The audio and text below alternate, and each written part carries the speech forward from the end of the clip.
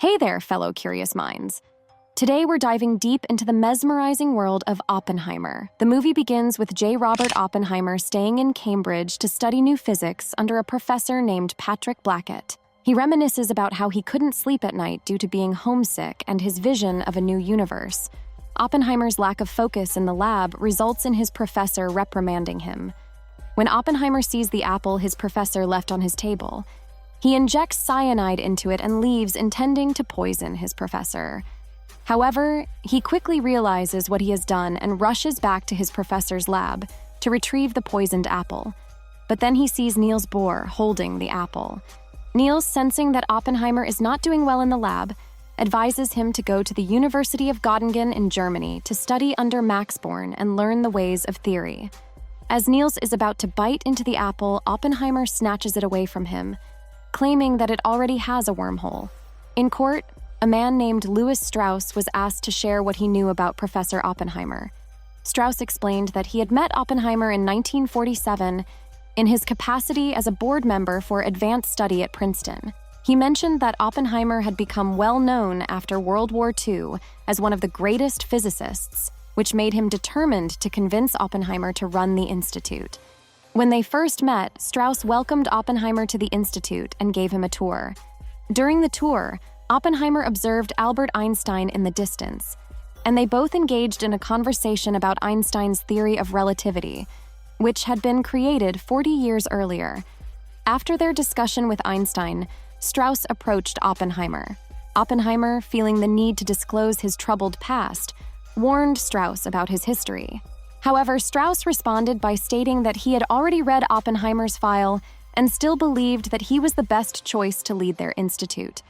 He emphasized that their institute provided refuge for independent minds like Oppenheimer. The scene then shifted back to Oppenheimer's interrogation, where he continued to share his experiences.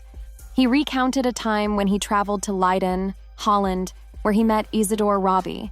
The two of them engaged in discussions about physics. Rabi mentioned a German physicist named Heisenberg, whom Oppenheimer needed to seek out. Oppenheimer and Rabi attended one of Heisenberg's lectures, and after the class, they approached Heisenberg. Heisenberg offered to work with Oppenheimer, but Oppenheimer declined, explaining that he needed to return to America and was only in Holland briefly to meet with Heisenberg. But their paths crossed again when Oppenheimer began working at the California Institute of Technology and took on another job at the University of California at Berkeley, where he started teaching quantum theory. As Robert Oppenheimer's teaching career progressed, more students became interested in his class and enjoyed engaging in discussions with him because of the fascinating lessons he delivered. Lawrence, one of his students, invited Robert to have dinner with a group of others who shared their intellectual interests. During one of these events, Robert's brother, Frank, also attended with his girlfriend, Jackie. At one of these gatherings, Robert had the opportunity to meet a woman named Jean, who was an adherent to the ideology of communism. Over time, Robert and Jean grew closer and developed a romantic relationship. However, Robert's connections didn't end with Jean. He also met another woman named Kitty and formed a deep bond with her, which eventually led to marriage. Despite his disappointment with the marriage, Robert continued to maintain his connection with Jean, showing that he had complex and intertwined relationships in his personal life. One day, Oppenheimer, Frank, and Lawrence were camping in a remote area under a clear, starry sky. Oppenheimer mentioned his favorite place, Los Alamos, which he wanted to visit the next day. Back in the interrogation room, Oppenheimer admitted that his sympathy for communist policies dwindled, especially after the Battle of Britain. However, he clarified that his change of views on Russia didn't alienate him from those with different opinions. He also confessed that during his marriage to Kitty, he had been a member of the Communist Party for several years. He met Kitty, a biologist turned housewife, at a different party, and he even explained the concept of quantum mechanics to her. Oppenheimer brought Kitty to New Mexico, and after secretly dating for a while, they shared a kiss. Kitty became pregnant, leading to Oppenheimer ending his on-and-off relationship with Jean. Kitty divorced her husband so she could marry Oppenheimer before their baby was born. One day, Lawrence confronted Oppenheimer at the university, expressing his frustration that Oppenheimer's actions prevented him from sharing a project that Oppenheimer already knew about.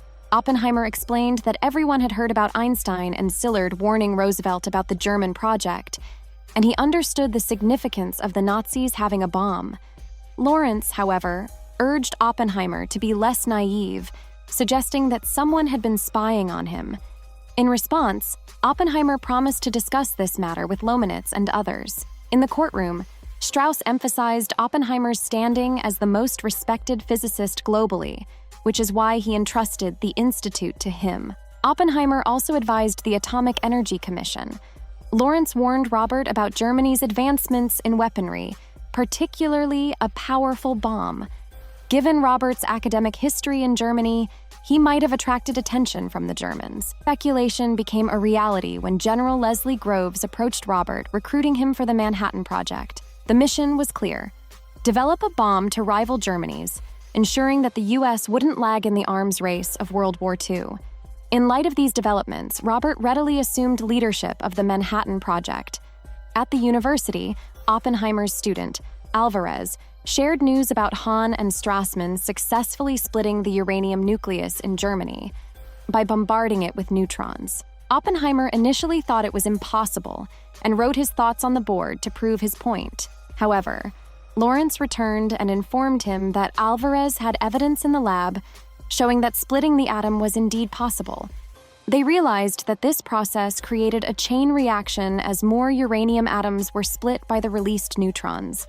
This sparked the idea of creating a bomb in Oppenheimer's mind, and they discussed it further that night. The project took place in Los Alamos, where Oppenheimer gathered a team of scientists to help create the atomic bomb, a weapon they believed could save the world.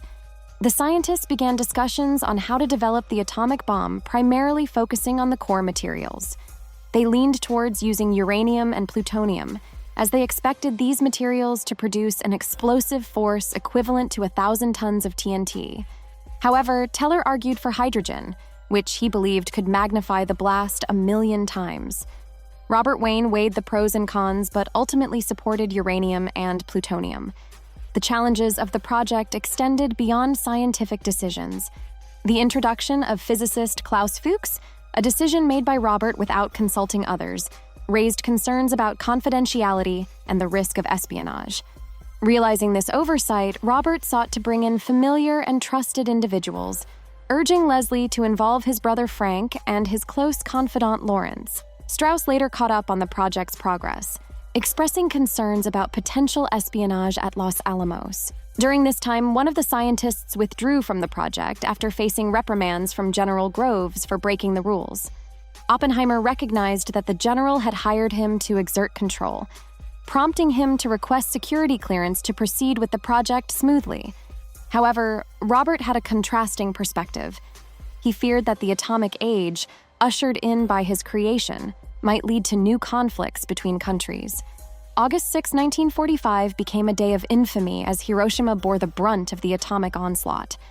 While military leaders celebrated this tactical victory, many of the project's physicists grappled with remorse, struggling with the moral implications of their invention, which had caused immense suffering among civilians. The cataclysmic event thrust Robert Oppenheimer into the global spotlight. At a subsequent public event, he was met with roaring admiration. Yet beneath the surface, he was tormented by internal turmoil, overshadowing any pride he might have felt. Haunted by the immense loss of life caused by his invention, Robert was plagued by guilt-induced hallucinations. U.S. President Truman, who witnessed Oppenheimer's emotional state, was disgusted, perceiving Oppenheimer's guilt as a weakness. Truman ensured that Oppenheimer was relieved of his responsibilities for the bombings. However, Oppenheimer refused to absolve himself. He chose to hold himself accountable, recognizing that he had created the weapon responsible for the devastation inflicted on Japan. Later, during a meeting with Lewis, a bombshell revelation shook Robert. Lewis disclosed that Klaus Fuchs, a recruit vouched for by Robert, was allegedly a Russian operative. This revelation placed Robert under FBI suspicion, with doubts arising about his loyalties. The weight of Robert's contributions and their consequences became more evident as he faced the stark mortality figures from Hiroshima and Nagasaki. In a poignant conversation with Teller, once a colleague and now a competitor, Robert was reminded that their invention didn't herald the end of hostilities, but marked the beginning of the Cold War. This era was characterized by tensions between the US and the Soviet Union, primarily involving nuclear arms and mutual suspicions. Lewis, feeling slighted by Robert during the atomic project and suspecting a conspiracy involving Robert and Einstein, sought revenge. He collaborated with William Borden to investigate Robert's past.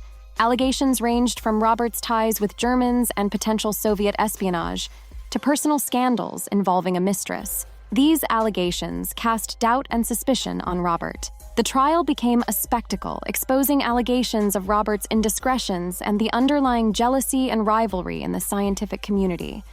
Despite knowing about Robert's infidelity, some colleagues stood by him, revealing their complex relationship dynamics. However, the trial took a surprising turn when David, initially considered a trump card for Lewis, ended up revealing Lewis's unpopularity within the scientific community. Lewis's political aspirations were shattered, and Robert was exonerated from accusations of disloyalty. Still, it came at a significant professional cost. He was barred from further involvement in atomic research, including the hydrogen bomb project, which was now led by Teller. A poignant revelation emerged towards the end. Robert's conversation with Einstein wasn't rooted in animosity towards Lewis. Instead, they discussed the profound implications of Robert's atomic research and the alarming realization that they had unlocked a force capable of annihilating the world.